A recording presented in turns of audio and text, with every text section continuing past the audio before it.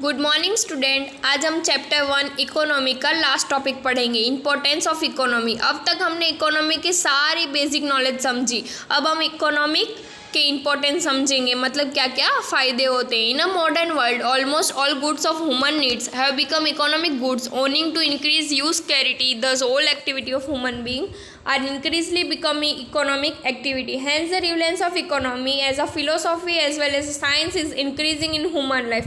Economy is important to understand behavior of human beings, society, state while managing everyday activity, and scientific theory and principle guiding professional decision making. First point will be understanding everyday behavior.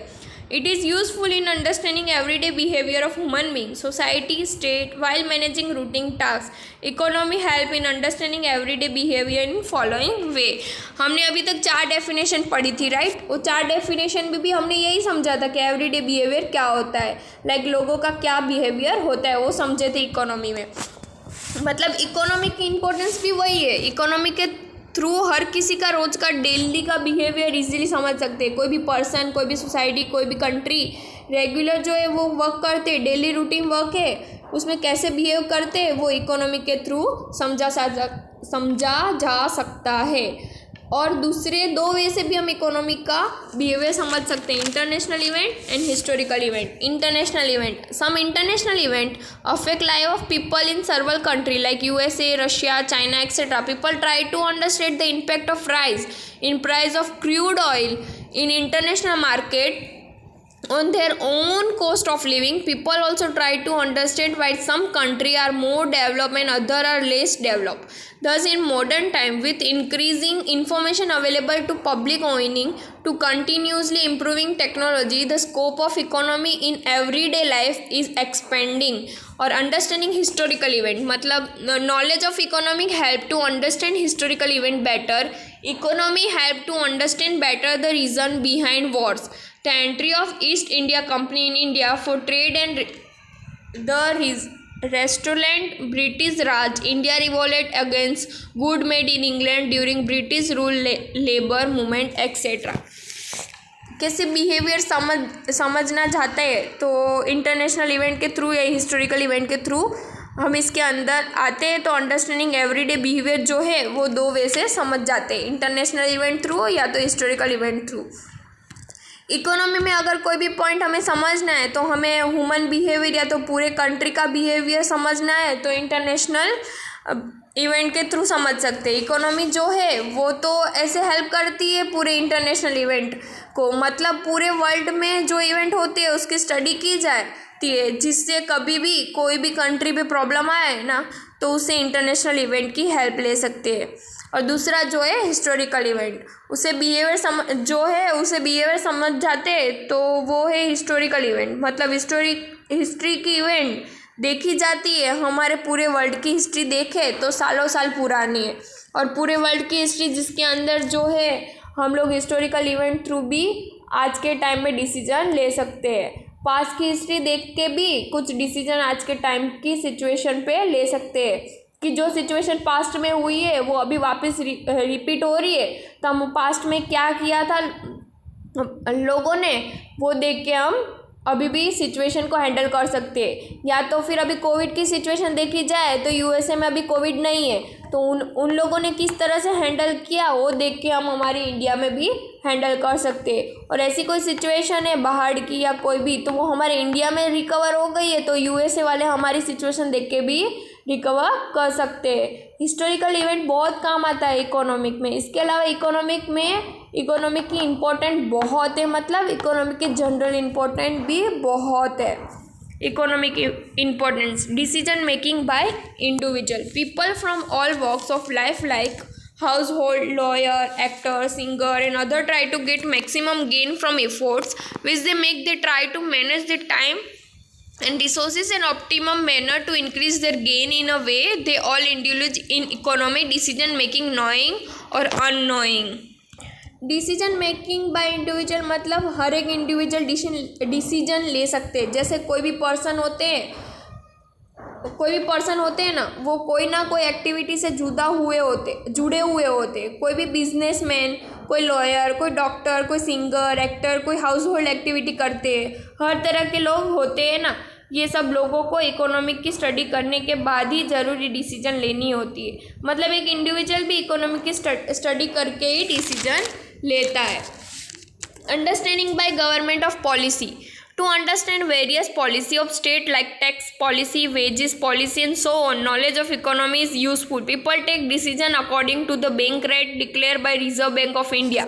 Rates and reserve rates guiding decision making regarding saving and investment. मतलब understanding government policy मतलब economy की general study हो ना, वही government की study समझ सकते हैं।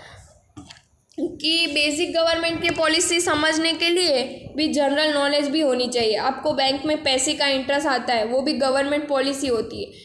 बैंक का जो भी रेट डिक्लेयर होता है वो कहाँ से होता है? रिजर्व बैंक ऑफ इंडिया से होता है। मतलब वैसी जनरल नॉलेज भी हमारे पास होनी चाहिए।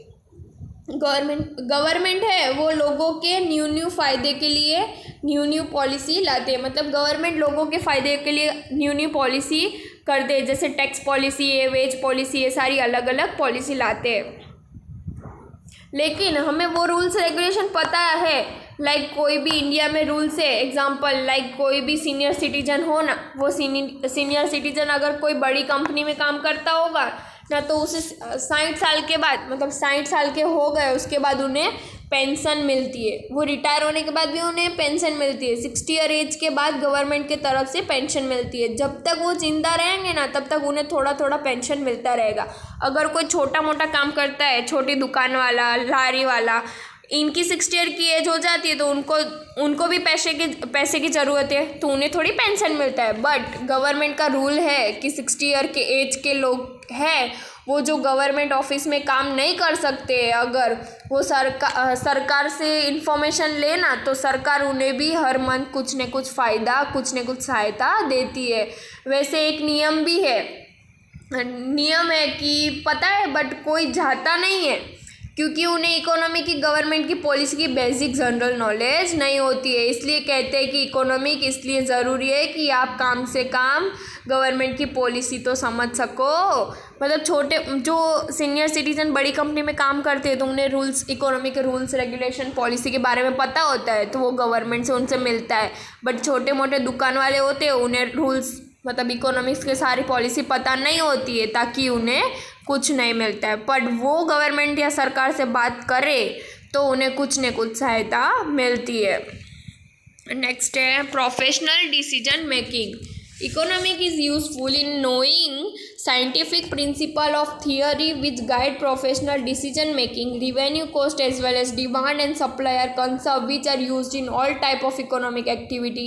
Certain theory of economic help business in day-to-day decision pertaining to price determination, wage determination, employment of various factor of production and so on. Economy provide knowledge regarding the impact of certain decision. For example, it provide insight into question like what happen if prices reduce in a market is very high degree of competition. Economy is a science which provide insight day-to-day decision making. All human beings play role, consumer, producer, labor from time to time in life. Economy help them to take rational decision for maximizing gain by minimizing cost.